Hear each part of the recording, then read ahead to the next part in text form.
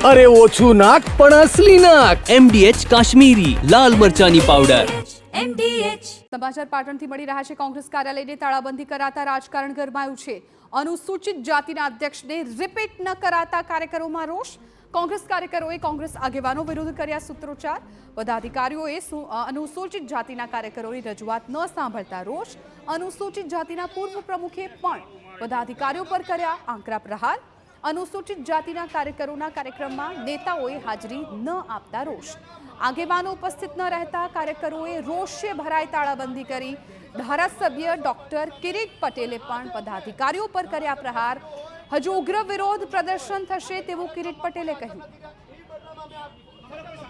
પ્રમુખ અને 250 આગેવાનો આ જિલ્લાને માગણી એવી કરી હતી કે ભાઈ હસમુખભાઈનું કામ સારું છે, કોંગ્રેસની રીટ ગણાતી અનુસૂચિત જાતિની સંખ્યાઓનો માહોલ વધ્યો છે અને કોંગ્રેસને ફાયદો થયો છે, એમની રિપીટ કરવાની માગણી હતી। અંતે બહુ મથામણ પછી રિપીટ કરવામાં ના આવ્યા તો આજે સમગ્ર અનુસૂચિત જાતિ પાટણ જિલ્લાના ભેગા થઈ કોંગ્રેસ કાર્યાલયે તાળાબંધીનો કાર્યક્રમ કર્યો છે। જ્યાં સુધી આ ના થાય ત્યાં સુધી વિરોધ આમાં છે કે મેન રોલમાં એવું જાણવા મળ્યું છે કે જિગ્નેશ મેવાણી, હિતેન્દ્ર પીઠડિયા આ જિલ્લા ઉપર કબજો કરવા માંગે છે, સમગ્ર ગુજરાત અનુસૂચિત જાતિને વશમાં લેવા માંગે છે। એ કોઈ કાળે અમે થવા દેવાના નથી। ત્યારે સમગ્ર મામલે ધારાસભ્ય ડોક્ટર કિરીટ પટેલ પણ પદાધિકારીઓ પર પ્રહાર કરતા આગામી સમયમાં ઉગ્ર આંદોલનની ચીમકી ઉચ્ચારી રહ્યા છે।